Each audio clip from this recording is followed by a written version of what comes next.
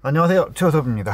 네, 2024년 애플 WWDC가 코앞으로 다가왔습니다. 네, 일정도 공개되기 시작했고요. 여느 때처럼 또 여러가지 기대와 소문들이 많이 나오고 있습니다. 아무래도 다른 것보다는 인공지능이 이번에 큰 중심이 될 것 같다라는 분위기죠. 행사는 미국 시간으로 6월 10일 오전 10시, 그러니까 우리나라 시간으로는 6월 11일 넘어가는 새벽 2시에 키노트가 시작됩니다. 지금이 딱 우리가 여러 가지 마음껏 상상할 수 있는 시간이기도 하죠. 그래서 오늘은 이 WWDC에 대한 기대, 그리고 애플이 인공지능 기술에 어떻게 신경 쓰고 어떻게 참여하고 있는지를 좀 생각해 보려고 합니다. 그 전에 구독, 좋아요도 눌러주세요. 먼저 새로운 기기가 나올까 기대하실 수도 있는데요. 기기가 나올 수도 있지만 저는 그 가능성은 아주 적다라고 봅니다. 이 WWDC는 개발자들을 위한 행사이기 때문에요. 원래도 이제 하드웨어보다는 소프트웨어가 더 중심이 됩니다. 물론 작년에 맥 프로나 맥 스튜디오 이런 게 나왔었고, 재작년에는 맥북 에어 이런 것들이 나오기도 했지만요. 이번에는 이제 얼마 전에 아이패드를 따로 이제 빼서 발표한 걸 보면요. 완전히 소프트웨어에 집중하겠다라는 의도를 읽을 수가 있습니다. 이번에 발표되는 내용이 이제 앞으로 1년 동안 이 애플 기기들의 경험을 크게 바꿔놓기 때문에 저는 1년 중에 가장 크게 기다리는 이벤트이기도 합니다. 발표의 가장 중요한 부분들은 이 iOS, 워치OS, 맥OS, tvOS 같은 운영체제들인데요. 이 운영체제 그 자체에 우리가 필요로 하는 기능들이 들어가기도 하지만요. 개발자들에게는요, 새로운 기능들을 이 애플 디바이스들에 심을 수 있는, 또 효과적으로 활용할 수 있는 그 API들이 함께 공개되는 게 가장 큰 의미를 갖습니다. 그래서 이번에 좀 주목받는 게 아무래도 인공지능 쪽 분야가 될 것 같습니다. 그 중에서도 이 생성형 AI죠. 이 챗GPT 이후로 이 관련된 수요가 너무 많아졌고요. 또 애초에 이 분야에 오랫동안 집중해왔던 마이크로소프트나 구글이 지난달에 여러 가지 이제 발표들을 하면서 운영체제뿐 아니라 대부분의 주력 서비스에 이 생성형 AI를 굉장히 많이 집어넣고 있습니다. 그래서 애플도 이제 이거를 넣지 않을 이유가 없기도 하거니와, 또 사실 이제는 안 넣으면은 안 되는 분위기가 되고 있죠. 그래서 지금 나오는 소문으로는요, 오픈 AI와 협업을 해서 이 시리의 언어 엔진을 GPT로 만드는 것 같아요. 충분히 가능하고 상상할 수 있는 일이죠. 오픈 AI의 GPT는요, 개방형 서비스이고요. 또 대중적으로도 인지도도 높고, 사람들의 만족도도 높잖아요. 그래서 아직은 소문일 뿐이지만요, 실제 적용이 되면은 그동안 시리에 좀 답답하던 부분들이 이게 크게 뚫리는 변화가 있을 것 같아요. 그 소문에는 오픈 AI가 아니라 구글과 협의가 있었다는 내용도 좀 많이 나오는 것 같아요. 이 구글의 제미나이 엔진을 이용한다는 거죠. 근데 그게 잘 안 됐다는 것 같아요. 네, 구글이 이걸 안드로이드에 독점적으로 쓰려는 것 같기도 하고요. 또 다르게 보면은 이 애플의 모델만 제공해서 시리의 이름으로 제미나이가 얼굴을 바꿔서 등장하는 게 구글로서는 그게 비즈니스에 맞지 않을 것 같기도 해요.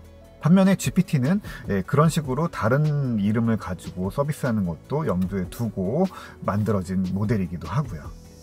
하지만 기술적으로는 저는 제미나이 쪽이 조금 더 맞다라고 보는 부분들이 있거든요. 이거는 인공지능에 대한 이야기를 좀 따로 만들어서 해보도록 할게요. 이게 길어질 것 같아요. 네, 그래서 다시 이야기로 돌아가면 어떻게 보면은 이게 좀 이상해 보일 수도 있어요. 천하의 애플이 이 중요한 인공지능 언어 모델 때문에 이 회사 저 회사 좀 기웃기웃거리는 것 같잖아요. 아니, 직접 만들면 되지 라는 생각이 들죠. 틀린 얘기는 아닙니다. 네, 근데 애플은 왜 이 언어 모델을 직접 만들지 않을까요? 물론 애플이 생성형 AI를 또 언어 모델을 직접 만들고 있다라는 소문도 있긴 합니다. 근데 그게 시리를 비롯해서 운영체제 전반을 전환한다고 하면은 아마 어느 정도 개발 기간을 늦추더라도 이 오픈 AI를 비롯한 외부 모델을 쓰진 않았을 것 같아요. 그런 소문도 안 나왔을 거고요. 그래서 저는 애플이 생성형 AI를 만들고는 있지만 지금 우리가 기대하는 그런 의미의 챗GPT 같은 그런 식의 생성형 AI와는 조금 다른 거를 만들고 있을 거다라고 생각을 합니다. 시간을 좀 돌이켜보면요, 우리가 컴퓨터 이런 기기들과 말로 대화하는 걸 가장 먼저 대중적으로 성공시킨 게 애플입니다. 2011년인데요 아이폰 4S와 함께 등장한 시리죠. 그때까지 아이폰은 이제 하드웨어의 발전이 더 주목받아 왔는데 운영체제에 대화를 접목하면서 새로운 입력 인터페이스를 만들어낸 거죠. 그런데 지금은 어떻게 보면 가장 아쉬움을 사고 있는 게 이 시리죠. 물론 시리는 계속해서 더 좋아지고 있었어요. 반응 속도도 더 빨라지고 할 수 있는 일도 많아지고 또 기기 안에서 인터넷 연결 없이 온 디바이스로 직접 처리되는 부분들도 늘어나고 있습니다. 하지만 이 LLM으로 불리는 이 대규모 언어 모델을 이겨낼 수는 없죠. 이건 용도가 완전히 다르고 개발이나 이 운영 스케일이 완전히 다르거든요. 그렇다고 해서 시리만을 위해서 애플이 LLM을 만드는 거는 사실상 좀 낭비에 가깝습니다. 오픈 AI는 좀 더 넓은 의미의 인공지능을 중심으로 하고 있고요. 구글도 이 안드로이드의 음성 비서를 만들기 위해서 제미나이를 만든 게 아니라 인공지능을 통해서 인간의 감각을 흉내내는 걸로 이 모든 서비스들을 고도화하고자 하는 게 구글의 최근 전략이죠. 두 회사들은 뭔가 만들면 어떻게 보면 활용도도 넓고 이 단가가 나오는 거죠. 근데 애플이 만약에 생성형 AI를 만든다 하면 어디에 쓸까요? 아마 대부분은 시리, 메시지, 메일 이런 것들이 주가 될 거예요. 뭔가 더 새로운 아이디어들이 있을 수는 있겠지만 지금으로서는 이걸 고도화하는 게 더 우선적으로 필요하잖아요. 그렇다면 지금으로서는 애플에게 가장 좋은 언어 모델, 생성 AI 모델을 만드는 게 중요한 게 아니고요. 좋은 모델을 발굴해서 그걸 바탕으로 더 좋은 서비스를 만들어내는 게 애플의 방식에 더 가깝죠. 애플이 해야 되는 일도 그게 맞고요. 시리도 사실은 뭐 애플이 자체적으로 만든 기술이 아니잖아요. 음성인식 전문 기업이 이제 뉘앙스와 협업해서 이 시리를 만들었고요. 그 파트너를 뭐 뉘앙스에서 오픈 AI로 바꾼다고 보면요, 그렇게 이상한 그림은 아니죠. 이 애플이 언어 모델을 직접 만들지 않는 이유는 또 있습니다. 바로 프라이버시죠. 이 대규모 언어 모델은요, 그 이름처럼요, 언어 모델을 엄청 큰 데이터로 만드는 겁니다. 그러려면요, 학습 데이터가 많이 필요하죠. 이 학습 데이터는 어디에서 얻을까요? 바로 우리와 서비스가 만나는 접점에서 주고받는 대화들이 그 데이터, 학습 데이터의 핵심입니다. 그래서 오픈 AI는요, 상당히 적극적으로 데이터, 정보를 수집합니다. 애초에 연구 목적을 기반으로 시작했던 프로젝트고요. 지금도 어떻게 보면은 이 스타트업의 형태이기 때문에요, 규제에서 조금 자유롭습니다. 하지만 여전히 이 챗GPT와 나누는 대화들은요, 다 학습이 되고요. 또 우리가 피드백을 주는 걸 통해서 강화 학습이 이루어지거든요. 그러면서 점점 더 좋은 모델이 빠르게 나올 수 있는 거죠.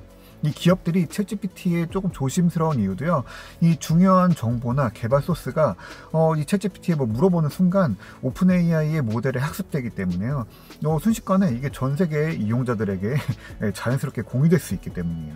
오픈 AI도 이걸 뭐 조정할 수 있도록 여러 가지 옵션을 두고 있긴 합니다. 그리고 마이크로소프트의 애저 오픈 AI 통해서요, 이 보안 문제를 해결할 수 있는 방법들이 제공되기도 해요.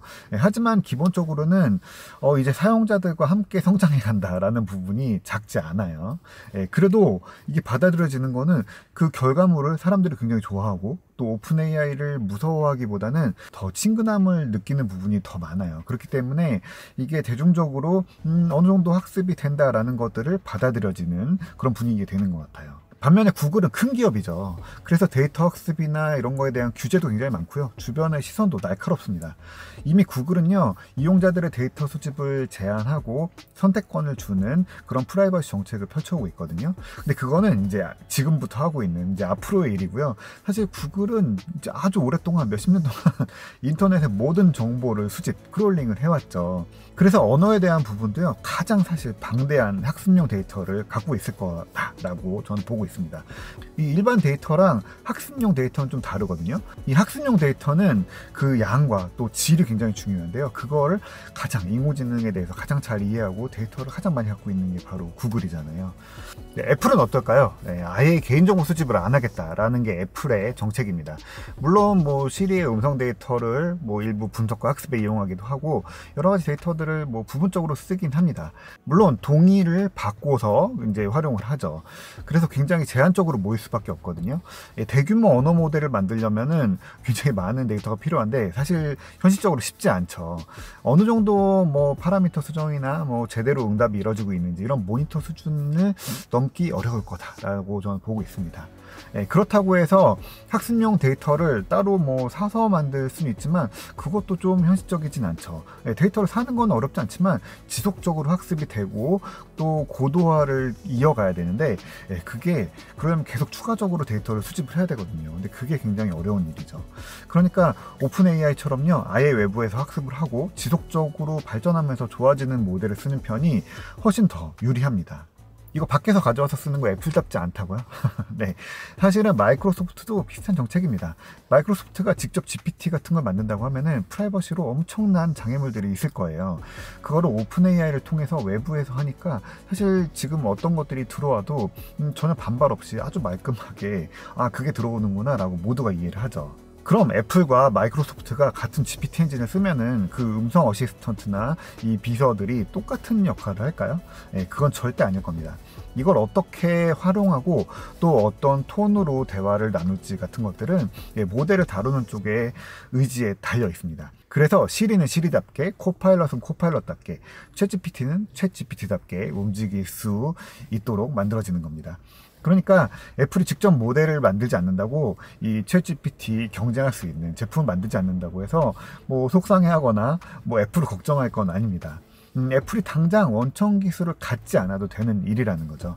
그렇다고 해서 애플이 인공지능 시장에서 기술적으로 뒤처진다 라고 볼 것도 아닙니다. 이미 애플은 오래전부터, 그러니까 아이폰 10부터요 A11 바이오닉 프로세서를 내놨고요. 그러면서 기기에서 온디바이스 AI를 쓸 수 있도록 플랫폼화한 거죠. 애플의 생태계에 있는 모든 앱은요, 이 칩을 이용해서 인공지능 관련 앱을 만들 수가 있습니다. 그래서 애플의 목표는 생태계가 인공지능 기술을 더 적극적으로 쓰고 애플의 기기 위에서 더 효과적으로 인공지능으로 이 생태계가 작동하길 바라는 쪽에 가깝습니다. 애플이 해야 할 것과 하지 않아야 될 것을 선을 긋는 거죠. 물론 애플이 가끔 그런 선을 넘나드는 경우도 있긴 하지만요. 네, 그래도 애플은 여전히 하드웨어가 중심이고요. 그 하드웨어 경험을 운영체제와 소프트웨어 생태계가 완성시키도록 하는데 목표를 두고 있습니다. 그걸 위해서 아마도 이번에 더 많은 인공지능 관련 API들이 공개될 것 같고요. 앞에서 잠깐 얘기했던 생성형 AI, 애플이 직접 만드는 생성형 AI의 방향성도요, 만약에 한다고 하면은 이용자들에게 뭐 직접 다가오는 그런 GPT 같은 서비스보다는요, 앱을 더 쉽게 개발하고 더 강력한 앱들을 만들 수 있도록 하는데 집중이 될 거다라고 저는 보고 있습니다. 그래서 이제 일주일 정도 남았는데 더 많이 기대하고 여러 가지 상상하고 기다려 보도록 하죠. 재밌는 것들이 이번에 특별히 더 많이 나올 것 같습니다. 그럼 저는 다시 다른 이야기로 돌아오도록 하겠습니다.